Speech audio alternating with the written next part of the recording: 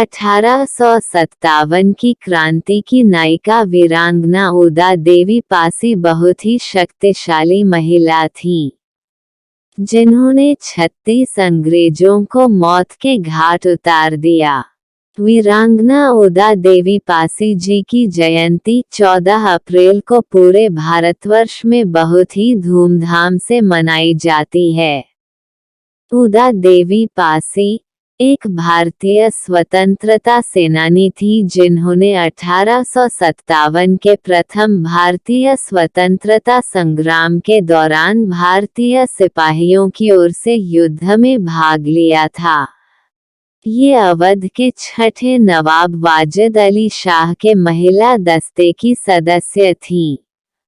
इस विद्रोह के समय हुई लखनऊ की घेराबंदी के समय लगभग 2000 भारतीय सिपाहियों के शरण स्थल सिकंदर बाग पर ब्रिटिश फौजों द्वारा चढ़ाई की गई थी और 16 नवंबर 1857 को बाग में शरण लिए इन 2000 भारतीय सिपाहियों का ब्रिटिश फौजों द्वारा संहार कर दिया गया था।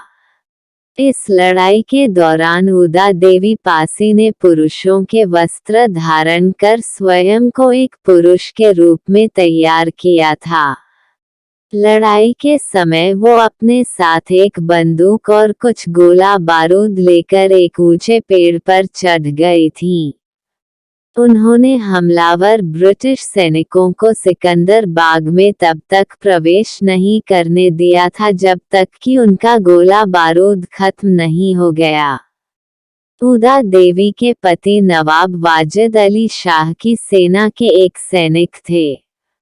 वाजिद अली शाह दौरे वली अहदी में परीखाना की स्थापना के कारण लगातार विवाद का कारण बने रहे। फरवरी 1847 में नवाब बनने के बाद अपनी संगीत प्रियता और भोग विलास आदि के कारण बार बार ब्रिटिश रेजिडेंट द्वारा चेताए जाते रहे। उन्होंने बड़ी मात्रा में अपनी सेना में सैनिकों की भर्ती की, जिसमें लखनऊ के सभी वर्गों के गरीब लोगों को नौकरी पाने का अच्छा अवसर मिला। उदा देवी के पति भी काफी साहसी व पराक्रमी थे। इनकी सेना में भर्ती हुए वाजिद अली शाह ने इमारतों, बागों, संगीत, नृत्य व अन्य कला माध्यमों की तरह अपनी सेना को भी बहुरंगी विविधता तथा आकर्षक वैभव दिया। उन्होंने अपनी पलटनों को तिरछा रिसाला, गुलाबी, दाऊदी, अब्बासी, जाफरी जैसे फूलों के नाम दिए और फूलों के रंग के अनुरूप ही उस पलटन की वर्दी का रंग निर्धारित किया। परी से महल बनी उनकी मुनहलगी बेगम सिकंदर महल को खातून दस्ते का रिसालदार बनाया गया। स्पष्ट है वाजिद अली शाह ने अपनी कुछ बेगमों को सैनिक योग्यता भी दिलाई थी। उन्होंने वली अहदी के समय में अपने तथा परियों की रक्षा के उद्देश्य से 30 फुर्तीली स्त्रियों का एक सुरक्षा दस्ता भी बनाया था, जिसे अपेक्षानुरूप सैनिक प्रशिक्षण भी दिया गया। संभव है उदा देवी पहले इसी दस्ते की सदस्य रही हों, क्योंकि बादशाह बनने के बाद नवाब ने इस दस्ते को भंग करके बाकायदा स्त्री पलटन खड़ी की थी। इस पलटन की वर्दी काली रखी गई थी। उदा देवी 16 नवंबर 1857 को 36 अंग्रेज सैनिकों को मौत के घाट उतारकर वीरगति को प्राप्त हुई थीं। ब्रिटिश सैनिकों ने उन्हें जब वो पेड़ से उतर रही थी तब गोली मार दी थी। उसके बाद जब ब्रिटिश लोगों ने जब बाग में प्रवेश किया तो उन्होंने उदा देवी का पूरा शरीर गोलियों से छलनी कर दिया। इस लड़ाई का स्मरण कराती उदा देवी की एक मूर्ति सिकंदर बाग परिसर में कुछ ही वर्ष पूर्व स्थापित की गई है।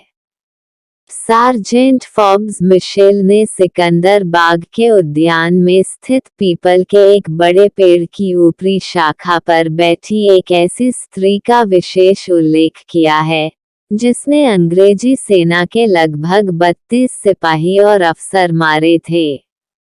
लंदन टाइम्स के संवाददाता विलियम हावर्ड रसेल ने लड़ाई के समाचारों का जो डिस्पैच लंदन भेजा उसमें पुरुष वेशभूषा में एक स्त्री द्वारा पीपल के पेड़ से फायरिंग करके तथा अंग्रेजी सेना को भारी क्षति पहुंचाने का उल्लेख प्रमुखता से किया। संभवतः लंदन टाइम्स में छपी खबरों के आधार पर ही कार्ल मार्क्स ने भी अपनी टिप्पणी में इस घटना को समुचित स्थान दिया। इन्हें इसकी प्रेरणा अपने स्वतंत्रता संग्राम सेनानी पति मक्का पासी से प्राप्त हुई थी।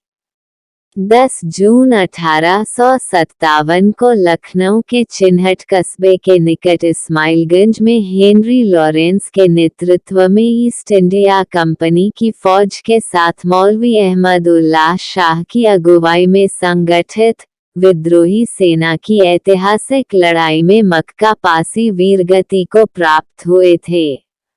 इसके प्रतिशोध स्वरूप उन्होंने कानपुर से आई काल्विन कैम्पबेल सेना के 32 सिपाहियों को मृत्युलोक पहुंचाया। इस लड़ाई में वे खुद भी वीरगति को प्राप्त हुई।